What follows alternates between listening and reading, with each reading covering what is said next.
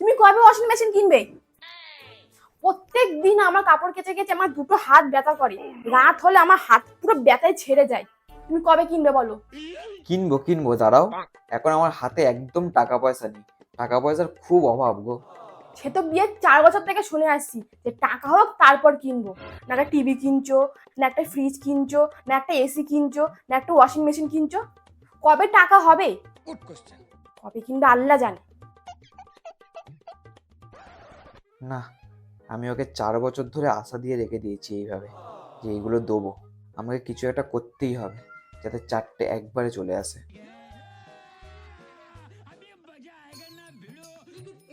কোথায় আছো তুমি এইভাবে সেজে গুজে? TV, fridge, AC, washing machine সব একসাথে আনতে যাচ্ছি, সাথে একটা বউও।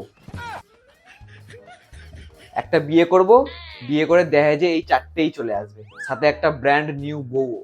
সবকিছু রাখার, তাতেই তুমি জায়গা করো, আমি যাচ্ছি।